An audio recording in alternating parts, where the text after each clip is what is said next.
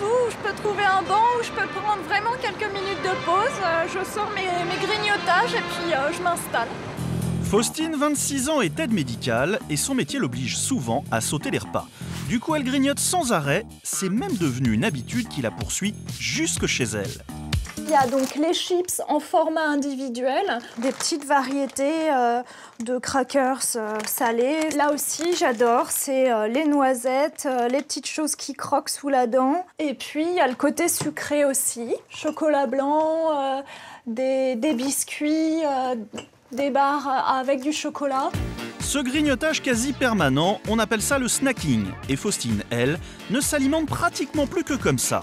Je grignote toute la journée et le soir, donc en regardant la télé, en bouquinant ou en travaillant sur l'ordinateur. À notre demande, Faustine a réuni sur une table tout ce qu'elle grignote en une seule journée. Regardez le résultat, le moins qu'on puisse dire, c'est que ça fait beaucoup. Quand je vois la quantité de gras qui est réunie, c'est vrai que je culpabilise un peu. Mais bon, c'est du plaisir aussi. Mais ce plaisir pose donc deux problèmes. Premièrement, cette alimentation est beaucoup trop calorique. Ensuite, elle présente de nombreuses carences comparées à une alimentation normale. Alors Faustine se rend chez un médecin nutritionniste pour en savoir un peu plus sur ce qu'elle mange. Quels sont les produits réellement que vous achetez? Alors, je vous ai apporté à peu près la consommation de la journée. D'accord, bah écoutez, c'est très bien.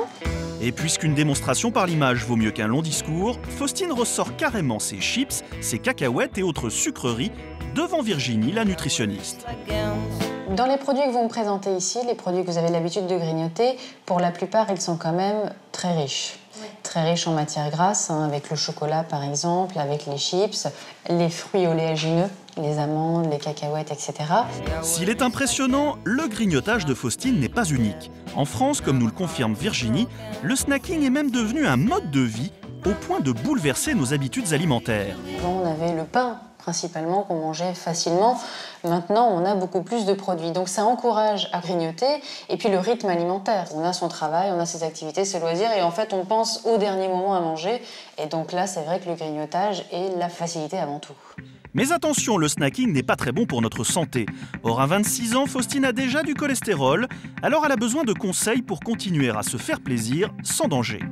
J'ai effectivement un taux de cholestérol supérieur à la normale d'après les dernières analyses de sang que j'ai faites. Par rapport à un cholestérol élevé, il est beaucoup plus conseillé de limiter ce genre de grignotage qui de toute façon ne va pas vous permettre de faire baisser le taux de cholestérol. Par contre, si jamais on a une petite faim, faire une collation et pourquoi pas aller vers des produits peut-être plus sains justement.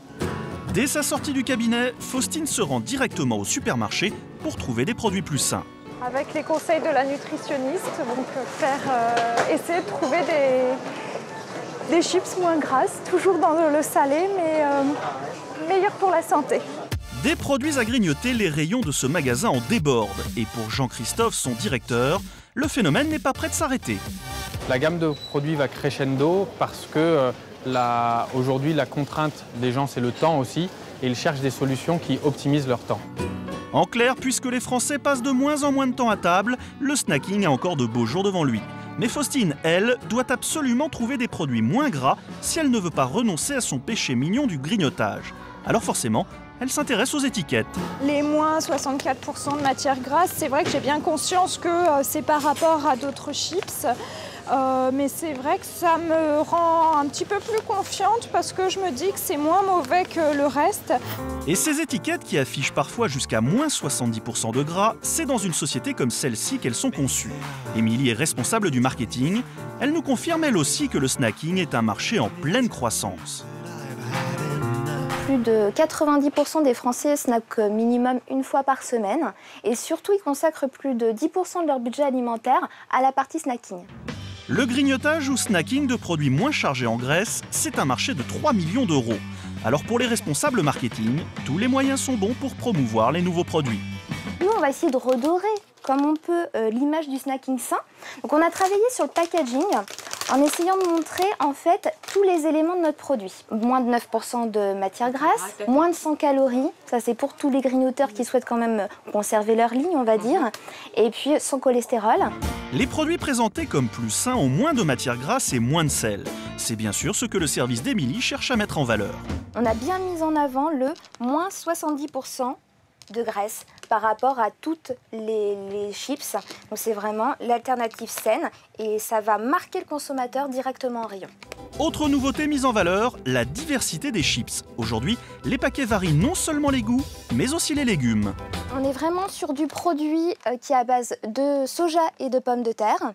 Alors que là, on se place sur des chips qui sont à base de pommes de terre exotiques, qui viennent surtout d'Amérique du Sud, et de tout ce qui est légumes racines, style betterave. Mais ces produits présentés comme plus sains le sont-ils vraiment? Nous les avons apportés à notre nutritionniste pour lui demander son avis, et son verdict est sans appel. A priori, ça paraît plus sain, effectivement. Maintenant, si on regarde l'étiquetage nutritionnel, on est quand même à 9 grammes quasiment de lipides, soit l'équivalent d'une cuillère à soupe d'huile pour quelques chips de légumes. Donc, on reste très proche d'un grignotage de chips de pommes de terre traditionnel. Autrement dit, ne rêvez pas, moins gras que gras, ça reste gras. Et selon Virginie, il convient donc de rester très vigilant. Malheureusement, il faut faire attention. Avoir des produits moins caloriques en grignotage, ça peut peut-être même encourager certains, et notamment peut-être les femmes aussi, à grignoter plus. Et donc un risque malgré tout quand même de surpoids, d'obésité dans des grignotages quotidiens. De retour chez elle, Faustine va tester avec Aline, son amie, ces nouveaux produits de grignotage. C'est des chips de légumes exotiques, donc on va essayer de s'amuser à reconnaître les légumes. Aline et Faustine sont plutôt séduites par ces chips qui proposent de nouvelles variétés de légumes. Vraiment, j'ai l'impression de manger un légume.